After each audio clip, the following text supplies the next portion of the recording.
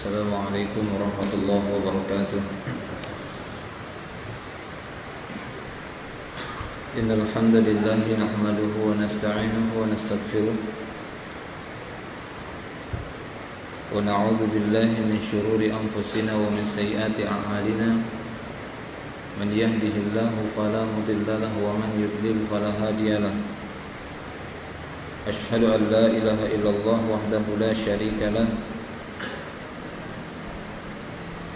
وأشهد أن محمدا عبده ورسوله. يا أيها الذين آمنوا اتقوا الله حق تقاته ولا تموتن إلا وأنتم مسلمون.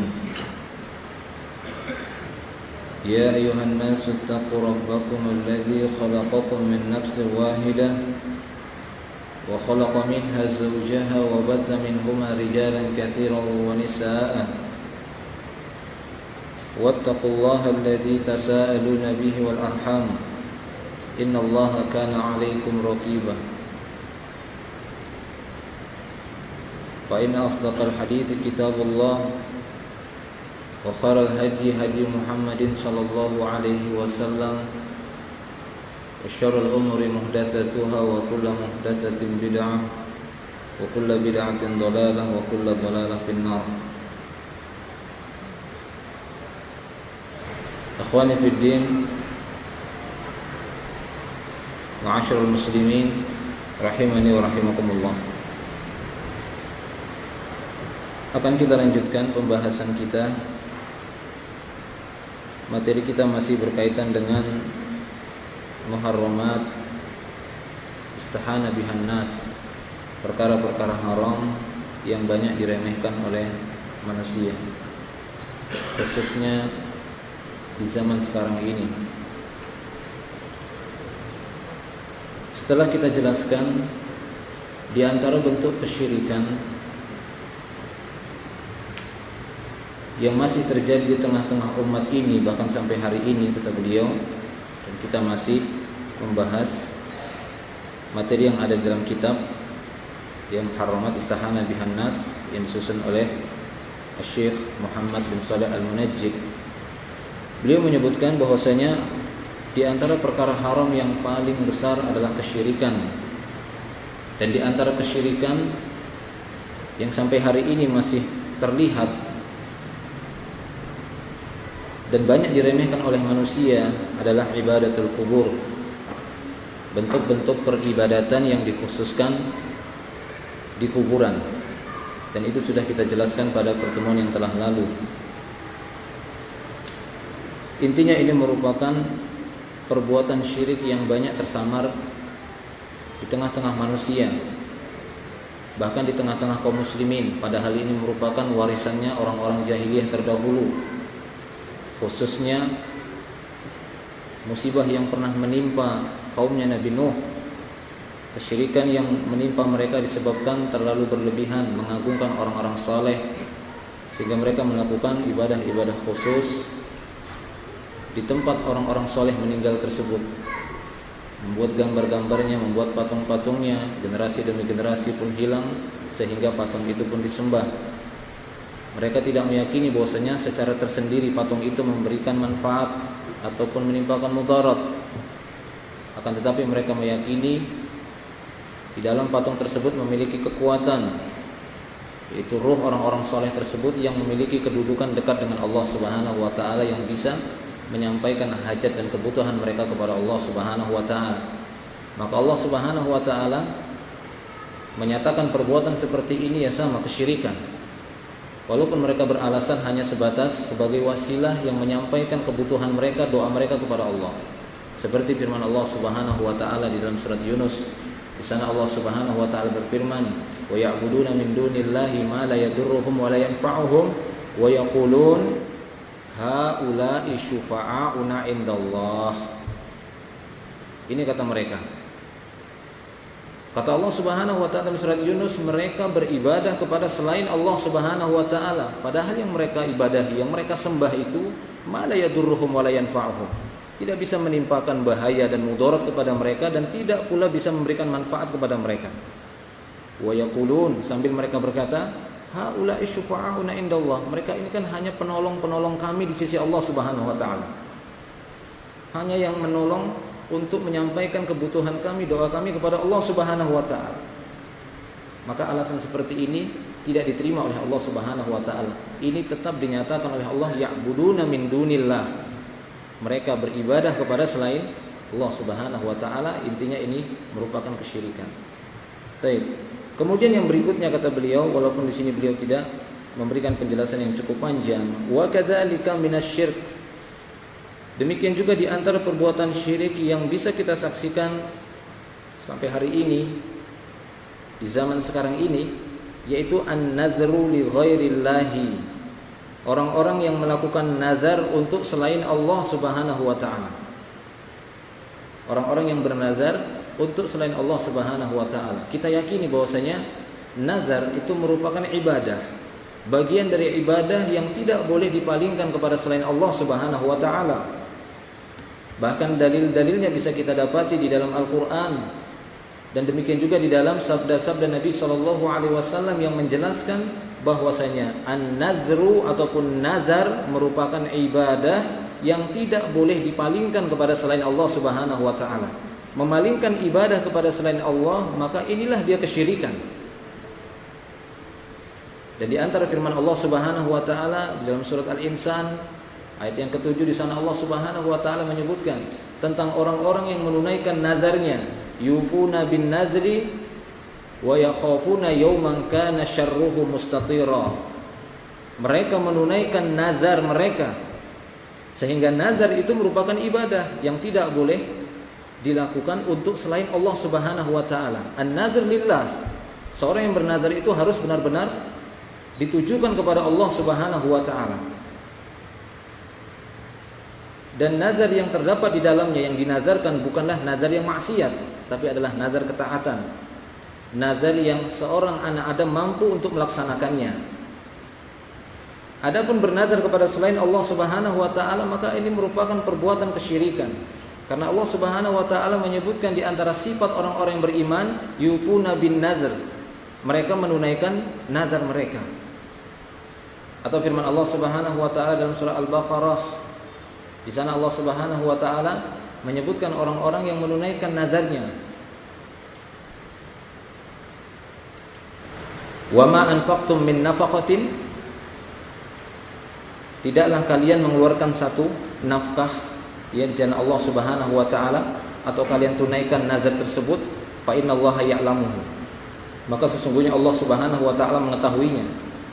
Ya, wa ma anfaqtum min nafaqatin ya au nazartum bin nadri fa innallaha ya'lamuhu, maka sesungguhnya Allah Subhanahu wa taala mengetahuinya. Ikhwani fid din rahimani Allah wa iyyakum jami'an. Kemudian di dalam beberapa sabda Nabi sallallahu alaihi wasallam juga kita dapati yang menunjukkan bahwasanya nazar ini adalah ibadah yang tidak boleh dipalingkan kepada selain Allah Subhanahu wa taala. Seperti sabda Nabi sallallahu alaihi wasallam dari Aisyah radhiyallahu anha, Nabi sallallahu alaihi wasallam bersabda, "Man nadhara ayyuti Allah falyuti'hu, wa man nadhara ayyasiyahu fala ya'si." Atau kama qala sallallahu alaihi wasallam. Kata Nabi sallallahu alaihi wasallam, siapa saja yang bernazar untuk taat kepada Allah Subhanahu wa taala, maka hendaklah dia mentaatinya. Dan siapa saja yang bernazar untuk bermaksiat kepada Allah Subhanahu wa taala, maka janganlah dia bermaksiat kepada Allah Subhanahu wa taala.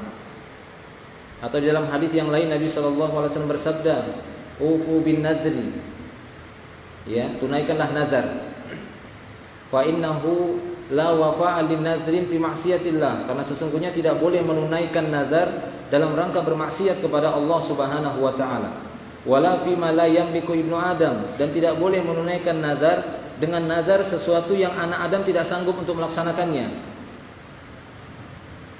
Intinya bahwasanya nazar ini merupakan ibadah yang wajib ditujukan hanya kepada Allah Subhanahu wa taala. Adapun kata beliau di sini, wa kadzalika minasyirki an-nadhru li ghairillah. Adapun di antara bentuk kesyirikan hari ini yaitu orang-orang yang bernazar untuk selain Allah Subhanahu wa taala, kama yaf'alul ladzina yanzaruna asy-syumu'a wal anwara li ashabil qubur. seperti yang dilakukan oleh orang-orang yang bernazar. Dia bernazar untuk meletakkan lilin ataupun lentera di kuburan, ya, di ashabil kubur, untuk para penghuni kubur. Kemudian mereka khususkan di sana penerangan seperti lilin, lampu, obor atau lentera atau yang semisalnya. Kemudian mereka bumbui dengan nazar. Oh, ini nazar. Dia bernazar untuk melakukan seperti itu. Oleh karena itu kita dapati bagaimana Nabi SAW melarang di kuburan tersebut untuk diletakkan, ya, penerangan, lampu-lampu ataupun semisalnya secara khusus di sana. Nah, ikhwani fiddin rahimanillah wa iyyakum jami'an. Jadi ini diantara yang tersebar di tengah-tengah masyarakat, kata beliau, yaitu bernazar kepada selain Allah Subhanahu wa taala. Apapun itu, intinya jika dia bernazar untuk selain Allah Subhanahu wa taala, dan banyak ini didapati terjadi di tengah-tengah masyarakat, ya, khususnya di tengah-tengah masyarakat kaum muslimin, yang mana mereka melakukan nazar untuk selain Allah Subhanahu wa taala. Ataupun di antara mereka bernazar, ya, kemudian ditujukan kepada orang-orang saleh yang mereka anggap memiliki kedudukan yang mulia di sisi Allah Subhanahu wa taala. Kemudian yang selanjutnya kata beliau, wa min madzahiris syirkil akbar adzabhu li ghairillah. Dan di antara kesyirikan ataupun syirik akbar yang sangat tampak terlihat sekarang ini, yaitu adzabhu li ghairillah, orang-orang yang menyembelih untuk selain Allah Subhanahu wa taala. Ya, walaupun sebagian dari apa yang beliau sebutkan ini pernah kita sebutkan dalam beberapa majelis atau disebutkan oleh ustadz yang lain, namun kita bisa, ya, mengambil faedah dari apa yang beliau sebutkan dalam memperinci muharramat, perkara-perkara haram, khususnya yang berkaitan dengan kesyirikan, dan inilah perkara yang paling utama. Nah, kata beliau, di antara kesyirikan ataupun syirik akbar yang paling terlihat sekarang ini banyak terjadi di tengah-tengah manusia, yaitu adzabhu li ghairillah, orang-orang yang menyembelih untuk selain Allah Subhanahu wa taala. Wallahu yaqul, padahal Allah Subhanahu wa taala berfirman, fasalli li rabbika wanhar. Fasalli li rabbika wanhar. Maka kerjakanlah salat untuk Rabbmu. Lam yang disebutkan oleh Allah Subhanahu wa taala dalam ayat ini, fasalli li rabbika, itu menunjukkan kepemilikan hanya untuk Allah Subhanahu wa taala, lam tamlik. Jadi kerjakanlah salat hanya untuk Rabbmu, wanhar, yakni wanhar li rabbika, menyembelihlah hanya untuk Rabbmu, menyembelihlah hanya untuk Allah Subhanahu wa taala. Sehingga kata beliau, maksud dari ayat tersebut ai inhar lillahi wa ala ismillah, hendaklah kamu menyembelih hanya untuk Allah Subhanahu wa taala, kemudian dengan menggunakan nama Allah Subhanahu wa taala, dengan menyebut nama Allah Subhanahu wa taala. Ini merupakan dua hal yang berkaitan dengan sesembelihan, yaitu seorang menyembelih untuk Allah Subhanahu wa taala kemudian dengan menyebut nama Allah Subhanahu wa taala. Adapun orang-orang yang menyembelih untuk selain Allah Subhanahu wa taala, kemudian tatkala menyembelihnya menyebut nama selain Allah Subhanahu wa taala, maka dia telah terjatuh kepada dua hal yang paling diharamkan di sisi Allah Subhanahu wa taala. Karena kedua hal tersebut harus benar-benar mengikuti tuntunan syariat Allah Subhanahu wa taala. Menyembelih untuk Allah kemudian menyebut nama Allah Subhanahu wa taala tatkala menyembelihnya. Beliau di sini membawakan sabda Nabi sallallahu alaihi wasallam yang diriwayatkan oleh Imam Muslim di dalam sahihnya. Nabi sallallahu alaihi wasallam bersabda, la'anallahu man dzabaha li ghairillahi. Allah Subhanahu wa taala melaknat orang-orang yang menyembelih untuk selain Allah Subhanahu wa taala. Jadi dari hadis ini bisa kita dapati bagaimana Nabi sallallahu alaihi wasallam menyebutkan kalimat laknat bagi orang-orang yang menyembelih untuk selain Allah Subhanahu wa taala. Sehingga kata beliau, wa qad yajtami'u fid dzabihah muharraman. Maka ada dua perkara yang haram berkumpul pada sesembelihan. Apa itu kata beliau? Wa huma adzabahu li ghairillah wa dzabhu ala ghairi ismillah. yaitu penyembelihan untuk selain Allah, kemudian menyembelih dengan menyebut nama selain Allah Subhanahu wa taala. Maka ini dua bentuk keharuman kata beliau dalam masalah az-zabihah, dalam masalah sesembelihan. Seorang yang menyembelih untuk selain Allah dan menyembelih dengan menyebut nama selain Allah Subhanahu wa taala.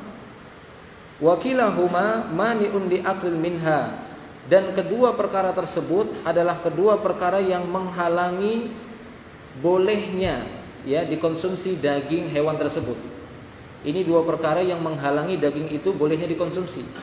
Artinya daging itu haram dikonsumsi tatkala tidak terpenuhi dua perkara ini, yaitu ketika dia menyembelih harus lillah bukan li ghairillah, dan ketika dia menyembelihnya harus dengan menyebut nama Allah Subhanahu wa taala bukan nama selain Allah Subhanahu wa taala.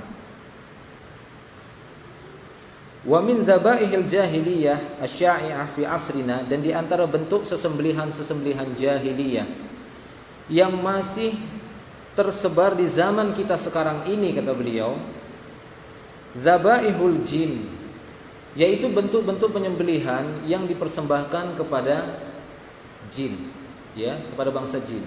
Ini banyak terjadi dan ini banyak dilakukan oleh manusia. Mereka melakukan penyembelihan bukan untuk Allah Subhanahu wa taala, tapi untuk selain Allah Subhanahu wa taala, untuk para jin, untuk para syaitan.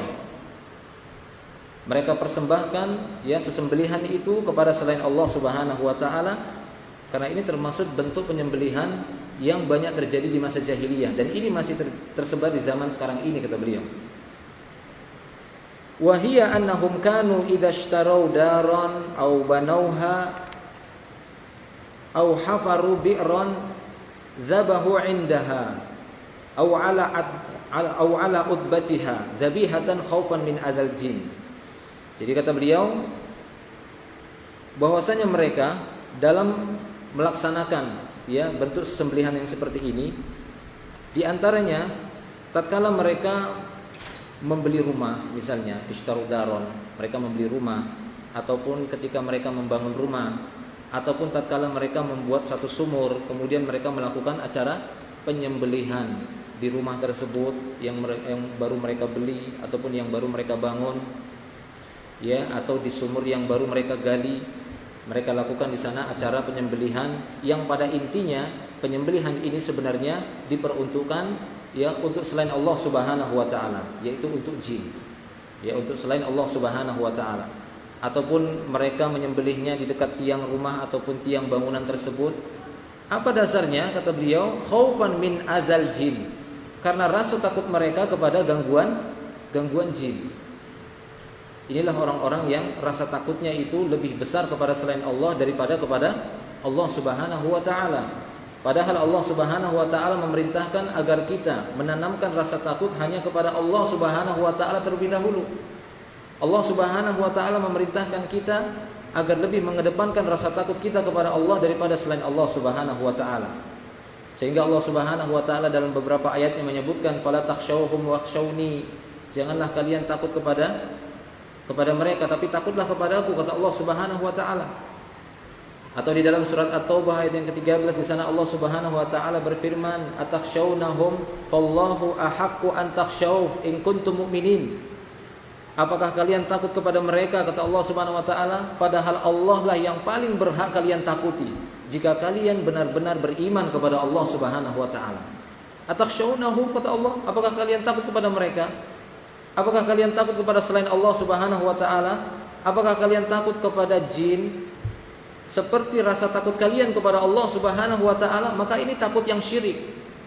Kalau sampai kita menjadikan rasa takut kita kepada Allah itu sama seperti takutnya kita kepada jin, sehingga menyeret kita untuk melakukan ibadah yang seharusnya kita persembahkan kepada Allah, tapi kita palingkan kepada selain Allah hanya gara-gara rasa takut tadi.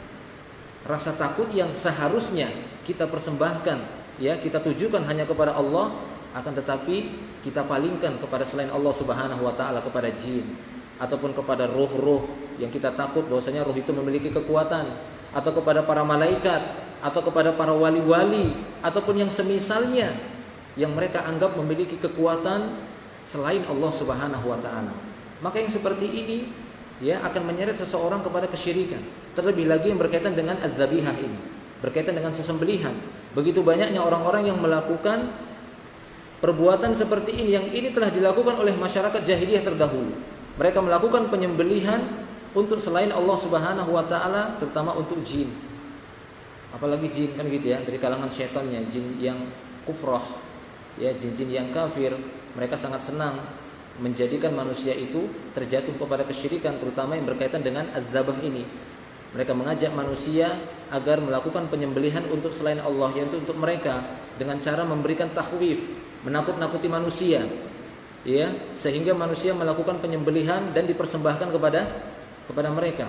Maka ya syaitan-syaitan dari kalangan jin itu akan merasa senang dan mereka akan merasa gembira. Mereka akan mendapatkan makanan dari manusia. Karena sesungguhnya jin itu juga makan dan minum, kan begitu ya? Jin itu juga makan dan minum.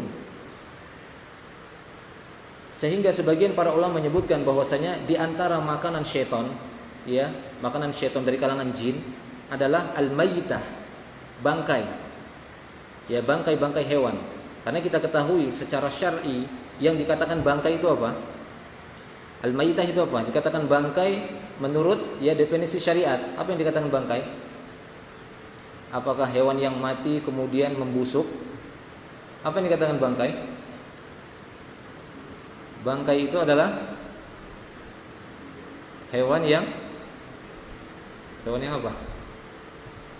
Bisa jawab. Hah? Hewan yang disembelih tidak menyebut nama Allah Subhanahu wa taala, walaupun disembelihnya baru beberapa detik yang lalu, kan gitu ya. Tapi tatkala menyembelihnya tidak menyebut nama Allah Subhanahu wa taala. Karena Nabi sallallahu alaihi wasallam bersabda dalam sebuah hadis, "Ma'an harodam wa dzukira smullahi alaihi fakul." Apa saja yang bisa mengalirkan darah kemudian disebutkan nama Allah Subhanahu wa taala, maka silahkan dikonsumsi. Artinya jika bentuk penyembelihan dari hewan tersebut, hewan yang halal dikonsumsi, jika bentuk penyembelihannya tidak mengalirkan darah, dipukul, ditabrak, ditendang, kan gitu ya, disetrum, maka ini enggak halal. Ini dikatakan bangkai. Ataupun tatkala menyembelihnya, tatkala dia mengalirkan darahnya tidak menyebut nama Allah, maka ini juga dikatakan bangkai. Nah, al-mayyitah, bangkai yang seperti ini merupakan makanan syaitan. Ini merupakan makanan syaitan karena syaitan juga makan.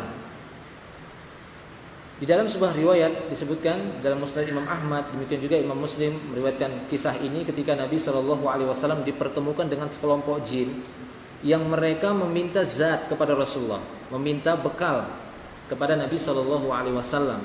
Maka Nabi Shallallahu Alaihi Wasallam mengatakan kepada mereka, ya, walakum kullu azmin dzukira rasmullah alaihi, ya qa'u fi aidikum lahman, ya, atau kama qala Shallallahu Alaihi Wasallam. Maka bagi kalian wahai para jin adalah setiap tulang, kullu azmin, ya, setiap tulang yang disebutkan nama Allah Subhanahu wa taala ketika menyembelihnya, inilah makanan kalian. Yang ini bagi kalian di tangan kalian itu seperti daging rasanya, kan begitu ya, seperti daging. Kemudian wa kullu ba'rah alfun lidawabikum, dan setiap kotoran hewan yang sudah kering dari kotoran hewan manusia, kan begitu ya, itu merupakan makanan dari kendaraan kalian atau hewan tunggangan kalian. Sehingga kata para ulama, ya, ini adalah makanan untuk jin yang beriman kepada Allah Subhanahu wa taala. Adapun mereka jin-jin yang tidak beriman, yang kufur kepada Allah Subhanahu wa taala, maka makanan mereka adalah hewan-hewan yang, ya, matinya berstatus bangkai, yang tidak disebut nama Allah Subhanahu wa taala. Karena Nabi sallallahu alaihi wasallam tetap menyebutkan makanan kalian adalah setiap tulang yang disebutkan nama Allah Subhanahu wa taala. Kalau jin saja mau mengkonsumsi makanan, ya, wajib bagi mereka baca bismillah, lalu bagaimana Anda tidak membaca bismillah ketika makan? Nah, begitu ya. Bagaimana Anda tidak baca bismillah? Makanya Nabi sallallahu alaihi wasallam dalam sebuah hadis menyebutkan, ya, bahwasanya orang-orang yang dia makan tidak membaca bismillah, maka syaitan akan makan bersamanya. Apalagi makan dengan tangan kirinya, minum dengan tangan kirinya, maka syaitan akan makan bersamanya. Man akala bishimalihi, ya, fa inna syaitan, ya, akala ma'ahu, atau kama qala sallallahu alaihi wasallam. Barang siapa yang makan dengan tangan kirinya, maka syaitan akan makan bersamanya. Dan barang siapa man syariba bishimalihi, dan siapa yang minum dengan ya tangan kirinya, ya syariba ma'ahu syaitan, maka syaitan pun akan minum dengannya bersamanya. Nah, demikian. Jadi makan dan minum itu harus dengan tangan kanan pula. Jika tidak, kita akan makan dan minum bersama syaitan. Yang anehnya terkadang kita dapati ada kaum muslimin, orang-orang Islam yang melakukan makan dan minum mungkin dalam waktu yang berbarengan, kan begitu ya. Makan memang dengan tangan kanan, tapi minum tangan kiri. Wah, ini musibah juga, kan begitu ya. Musibah. Masya Allah. Ketika ditanya, loh, kenapa tidak pakai tangan kanannya? Wah, tangan kanannya kotor, kan begitu ya. Padahal kalau dia memakai dengan tangan kiri dengan alasan tangan kanan kotor, ya berarti dia telah mengotori agamanya sendiri, kan begitu ya. Yang pertama, dia menyelisihi sunnah, karena Nabi SAW tidak pernah makan dan minum dengan tangan kiri. Yang kedua, dia akan melakukan makan dan minum bersama syaitan. Nah, ikhwani fiddin rahimani Allah wa iyyakum jami'an. Ya, jadi jelas bahwasanya ini merupakan bentuk kesyirikan yang muncul di zaman sekarang ini. Di antara yang beliau sebutkan adalah adzabhu li ghairillah, orang-orang yang menyembelih untuk selain Allah ataupun menyebut nama selain Allah Subhanahu wa taala. Oleh karena itu, untuk terpenuhinya ya hewan sembelihan tersebut dengan sempurna, maka hendaklah dia disembelih untuk Allah Subhanahu wa taala, kemudian disebut nama Allah Subhanahu wa taala di dalamnya. Adapun mereka terkadang yang membawa mereka melakukan demikian, kata beliau, khaufan min adzal jin, karena rasa takut mereka dengan gangguan jin. Kita tidak mengingkari bahwasanya terkadang jin itu bisa memberikan gangguan kepada manusia. Ya, bisa memberikan gangguan kepada manusia. Bahkan Nabi SAW menyebutkan di dalam beberapa riwayat hadis bagaimana jin itu bisa memberikan gangguan kepada manusia. Namun di antara gangguan syaitan tersebut yang paling kelihatan dan yang paling banyak menimpa manusia adalah was-wasnya, bujukan dan bisikan-bisikannya di dalam dada manusia. Walaupun di dalam riwayat-riwayat yang lain kita dapati ada bentuk-bentuk gangguan jin yang lainnya yang menimpa manusia, yang itu sifatnya bisa kelihatan, artinya fisik. Seperti Nabi SAW dalam sebuah hadis yang diriwayatkan oleh Imam Abu Daud, Ibnu Hibban, ya, Nabi SAW memerintahkan kita untuk mematikan lampu, karena lampu di masa dahulu memakai minyak, kan begitu ya. Kata Nabi SAW, "Idza nimtum fa'atfi'u surajakum." Apabila kalian tidur, maka padamkanlah lampu-lampu kalian. Fa inna syaitan yadullu mithla hadhihi, yakni fa'rah, tikus. Karena sesungguhnya syaitan itu suka mengajak mislah hadhihi, sambil nunjuk tikus. Karena syaitan itu suka ngajak tikus ini ala hadza, untuk menjatuhkan ini, yaitu lentera tadi. Fayuhrikukum, sehingga akan membakar kalian sementara kalian dalam keadaan ngorok, kan gitu ya, dalam keadaan tidur. Nah, demikian. Ya, jadi terkadang syaitan itu bisa memberikan gangguan, tapi melalui yang lainnya. Jadi antaranya melalui tikus. Sehingga sebagian ahli ilmu mengatakan tikus, ya inilah diantara hikmahnya kenapa Nabi SAW memerintahkan untuk membunuh tikus. Karena ini diantara tentaranya syaitan yang suka dipergunakan oleh syaitan untuk memudaratkan manusia. Nah, ikhwan fillah rahimani Allah wa iyyakum jami'an. Demikian juga di dalam sebuah hadis Nabi SAW pernah berlindung kepada Allah dari gangguan syaitan di saat-saat kematian. Karena sesungguhnya di saat-saat seorang mengalami sakratul maut, itu syaitan sangat suka untuk menggodanya. Ya, dalam sebuah hadis yang diriwayatkan oleh Imam Hakim, Imam An-Nasa'i dalam Sahih Al-Jami', di sana Nabi SAW berdoa kepada Allah, ya Allahumma inni a'udzubika ay yatakhabbatani asy-syaitan 'indal maut. Ya Allah, sesungguhnya aku berlindung kepadamu dari gangguan syaitan di saat-saat kematian. Yatakhabbat ini ya diganggu gitu ya, dirasuki. Jadi aku berlindung kepada Engkau ya Allah, ya Allah, sesungguhnya aku berlindung kepadamu dari gangguan syaitan ini di saat-saat kematian. Nah, demikian. Akan tetapi, walaupun kita mengetahui syaitan itu terkadang bisa memberikan gangguan, namun tetap rasa takut seorang muslim itu lebih ditujukan kepada Allah Subhanahu wa taala.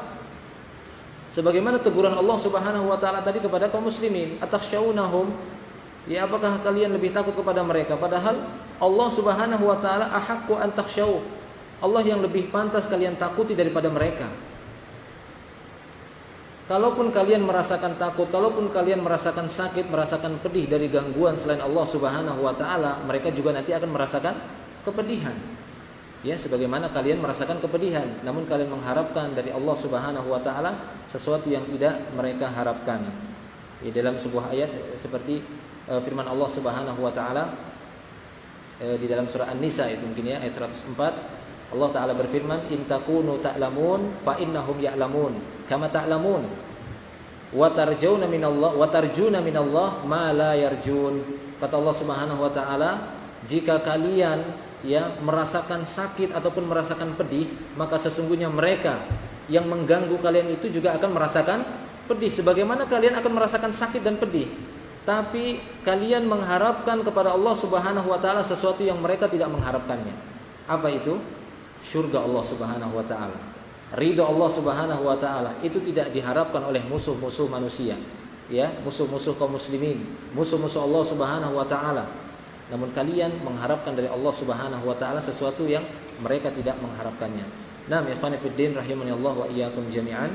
Ini mungkin dua hal yang bisa kita sebutkan dalam pertemuan kali ini, karena yang berikutnya beliau menyebutkannya cukup panjang, sehingga mungkin kita cukupkan sampai di sini dari dua hal yang banyak menimpa yang manusia ataupun kaum muslimin, khususnya di zaman sekarang ini yang berkaitan dengan syirik. Sebagaimana yang kita sebutkan di awal, bahwasanya kesyirikan itu merupakan a'dzamul muharramat, merupakan perkara haram yang paling besar di sisi Allah Subhanahu wa taala, sehingga harus diwaspadai, yaitu bernazar untuk selain Allah Subhanahu wa taala, kemudian menyembelih kepada selain Allah dan menyebut nama selain Allah Subhanahu wa taala. Wallahu a'lam bishawab. Kalau ada yang bertanya silahkan, kalau masih ada waktu.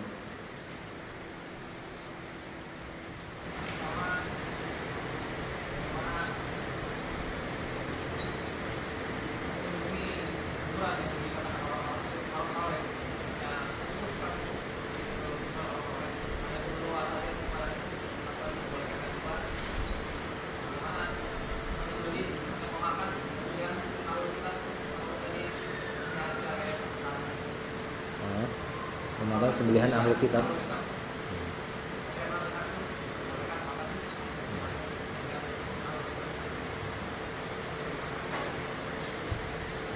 Iya, bagaimana mengkhususkan mengunjungi ya kuburan yang dikenal penghuni kubur itu adalah orang soleh semasa hidupnya, kemudian mendatanginya dan mengkhususkan untuk berdoa di sana. Ingat bahwasanya doa itu kan ada dua kata para ulama, ada doa yang mutlak, ada doa yang muqayyad. Doa yang mutlak artinya mutlak, tidak ditentukan dimanapun kecuali di tempat-tempat yang terlarang, kan gitu ya. Dimanapun Anda berada, Anda diperbolehkan untuk berdoa kepada Allah Subhanahu Wa Taala. Ini mutlak. Tapi kalau dia muqayyad, artinya ada pengkhususan, dikhususkan waktunya, dikhususkan jumlahnya, dikhususkan tempatnya, maka ini harus ya didasari dengan dalil. Ya, harus didasari dengan dalil. Karena kita dapati ada doa-doa yang dikhususkan oleh syariat. Ya, ada tempat yang dikhususkan untuk berdoa. Apa itu diantaranya? Ada nggak tempat yang dikhususkan kita berdoa di sana? Seperti di mana? Ya, seperti di Mekah kan begitu ya. Ada tempat-tempat yang memang ada dalil yang memerintahkan di sana kita banyak berdoa di tempat itu, di masjid, kan begitu ya. Kemudian ada waktu-waktu yang memang kita diperintahkan banyak berdoa di sana. Kapan itu? Antara azan dan iqamat, kan gitu ya. Ketika hujan turun, ketika di saat-saat kita terjadi peperangan ataupun yang lainnya. Ada juga doa berkaitan dengan jumlah. Jadi namanya doa yang muqayyad. Adapun ya doa yang dikhususkan di kuburan ini tidak ada dalilnya, maka ya kita dapati justru Nabi SAW melarang yang mengkhususkan ibadah-ibadah itu di kuburan. Karena sesungguhnya kuburan itu bukan tempat beribadah kepada Allah Subhanahu wa taala. Adapun mendoakan ya orang yang sudah meninggal, maka ini tidak mengapa. Tapi yang kita maksudkan tadi adalah mengkhususkan minta kepada Allah untuk kebutuhan dirinya di tempat itu, ini maka tidak ada. Meminta kebutuhannya di tempat itu kan gitu ya. Di kuburan maka ini tidak ada ya dasarnya di dalam Islam. Adapun sesembelihan ahlu kitab maka itu insyaallah diperbolehkan kan gitu ya, dan pendapat yang paling rajih karena ini berdasarkan firman Allah Subhanahu wa taala, wa ta'amul ladzina utul kitab halal lakum. Makanan ahlu kitab itu halal bagi kalian. Wallahu a'lam bishawab. Ya. Ya kalau mendoakan orang yang meninggal ya enggak apa-apa, kan gitu ya. Mendoakan orang yang sudah meninggal. Ya tidak, antum itu datang ziarah kubur mendoakan itu jangan satu orang, pelit betul antum kalau doakan satu orang gitu ya. Doakan semua kaum muslimin wal muslimat. Iya, seperti itu yang dicontohkan. Assalamualaikum ya ahli diyar, kan gitu ya. Jadi memberikan keselamatan untuk semuanya, enggak hanya satu orang yang mungkin ibunya saja ataupun orang solehnya saja. Nah, demikian. Wallahu a'lam. Ya, mungkin ini saja karena waktu Isya sudah masuk. Wa akhiru da'wana alhamdulillah. Subhanakallahumma bihamdika asyhadu an la ilaha illa anta astaghfiruka wa atubu ilaik. Assalamualaikum warahmatullahi wabarakatuh.